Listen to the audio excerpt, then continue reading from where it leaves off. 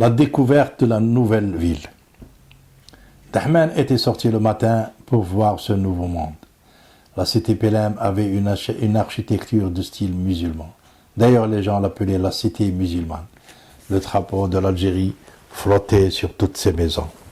À proximité de cette cité se trouvait un bidonville appelé Bomzar. Ce bidonville, lui aussi, ici haut les couleurs nationales. Ici, ça parlait encore de l'OAS et des attentats qu'ils avaient commis. Sur les murs était encore écrit « Votez oui ». 1 goal, 2 goals, mais le but est marqué quand même. Vive le FLN.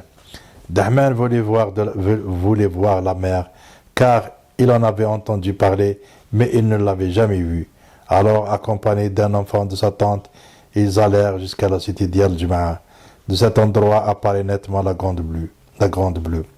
En voyant la mer pour la première fois, Dahman se posait un tas de questions. Qu'y a-t-il derrière cet horizon? Comment les gens arrivent-ils à nager dans cette grande étendue d'eau? Pourquoi cette masse d'eau n'avance-t-elle pas vers la terre? Comment est faite la plage? En fin de compte, l'enfant se disait en lui-même qu'il trouverait les réponses à toutes ces questions. Dahman s'habitue aux enfants de sa tante. Dahman s'habitue aux enfants de sa tante. Avec les autres enfants du quartier, l'intégration était un peu difficile. Dahman lui parlait un accent autre que celui d'Alger. Les enfants de la tante Jamila parlaient français et un peu l'arabe. Donc pour les enfants du quartier, cette famille représentait une curiosité. Il avait fallu du temps pour que tout rentrait dans l'ordre. L'inscription de Dahman à l'école Pelem. À la rentrée scolaire, Dahman fut inscrit à l'école Pelem en classe CM1. À cette époque-là, il y avait encore des enseignants français, mais il y avait aussi des Algériens. Pour la langue arabe, il y avait des enseignants algériens et aussi des Syriens. Dahman, lui, qui avait déjà appris le Coran jusqu'à Surat al-Rahman, s'était vu reprendre l'arabe à zéro. Difficulté de la vie quotidienne. Belkacem habitait provisoirement la cuisine de sa sœur. Bien que l'atmosphère fût joviale, car ce fut l'acquisition récente de l'indépendance, il y avait quand même une misère terrible. Un grand chômage sévissait. Chacun essayait de se débrouiller à sa façon pour trouver à manger. Le ravitaillement qui était distribué par les autorités de l'époque ne suffisait pas, et d'ailleurs, il était très difficile d'en obtenir.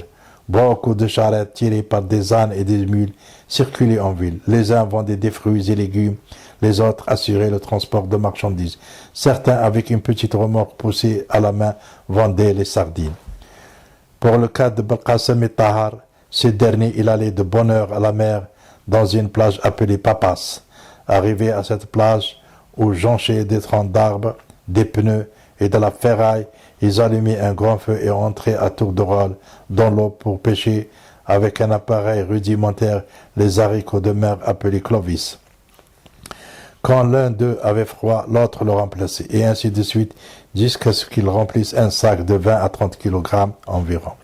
Par la suite, ils retournèrent travailler au marché de gros de fruits et légumes. À sa fermeture en fin de matinée, chacun prenait une moitié et faisait la tournée dans les cités pour la vendre. Les enfants, eux, ne restaient pas en marge de tout cela. Ils aidaient aussi leurs parents. En dehors des heures de l'école, ils allaient ramener de la sciure de bois chez les menuisiers qui étaient à Sainte-Corinne. Cette matière servait pour faire cuire la galette. Les week-ends, ils s'installaient à l'entrée de la passerelle de la gare et vendaient les haricots de mer. Ils arrivaient souvent qu'ils allaient à l'aide d'une charrette avec des roues en roulement de camions vendre des fruits et légumes dans les quartiers de La Fayence et de Sainte-Corinne. En fin de compte, il n'y avait presque pas de temps libre pour les enfants. Le déménagement définitif du reste de la famille de Sadia sur Alger. L'échéance pour le mariage de Saïd arriva. Belkacem, pour laisser la place à son frère, alla louer une baraque dans le bidonville de Bomzar. Saïd quitta à son tour définitivement la ferme de l'Ahmil avec sa mère Sadia pour rejoindre son frère et sa sœur à Alger. Les seuls objets ramenés avec eux étaient une grande djefna en bois, un mortier en cuivre mehrès et le moulin traditionnel en pierre mathana. Saïd se maria donc et habita chez sa sœur qui lui avait réservé sa cuisine. Déménagement de Belkacem du quartier Bomzar à la cité de Belmeret. Un jour, le président de la République se présenta à la cité Pelem. Il fut reçu par une foule nombreuse. Il avait ordonné de faire déménager les familles qui habitaient le bidonville de Bomzar vers des logements décents. L'armée avec ses camions avait procédé à leur déménagement. Belkacem figurait parmi les familles concernées. Toutes les familles avaient été relogées à la cité de Belmred, qui était située entre la ville de Fort-de-L'Eau et celle d'Alger-Plage. Il y avait tellement d'appartements vides que Belkacem changea plusieurs fois d'appartement dans le même immeuble. La ligne Alger-Surcouf n'était pas bien desservie par le transport. Un seul car faisait la ligne Alger-Surcouf par les plages. Il passait le matin vers 6 heures et le soir vers 19 heures environ. Belkacem ne pouvait pas aller au travail. Il y avait plein de monde qu'il était impossible de compter sur ce transport. D'ailleurs, les enfants n'étaient pas allés à l'école pendant 15 jours. Déménagement à Djenan el-Mabrouk. La situation était telle qu'il était impossible de rester dans la cité Belmred. Belkacem, en concertation avec son frère Saïd, louèrent 2 pièces à Djenan el-Mabrouk. Ils s'y installèrent avec leurs enfants et leur mère Sadia. Saïd, pour subsister, confectionna une petite charrette et vendait devant l'école des bonbons. Il acheta de temps en temps des ballots de friperie qu'il vendait à la pièce.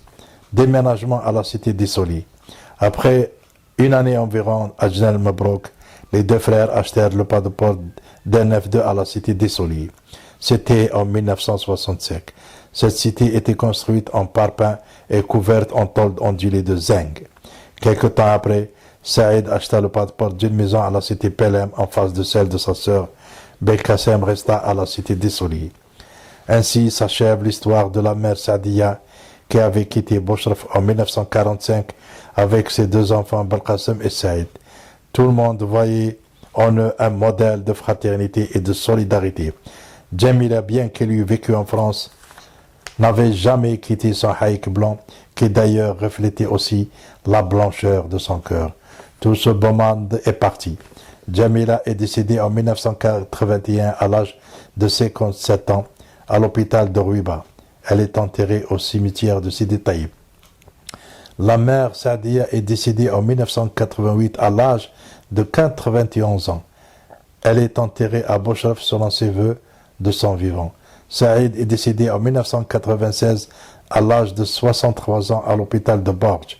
Il est enterré à Boshraf devant la tombe de sa mère. Belkacem est décédé en 2000 à l'âge de 70 ans à l'hôpital de Zmirli. Il est enterré au cimetière d'El Alia. Dahman, le petit-fils, lui, attend encore. Il a aujourd'hui 57 ans. C'est lui qui a écrit ce parcours, car lui aussi a fait un bout de chemin avec eux. Il était arrivé dans ses études à obtenir le diplôme d'études supérieures commerciales de l'Institut de technologie du commerce de Ben Aknoun avec mention bien, et ce en 1977, le 1er mars 2007.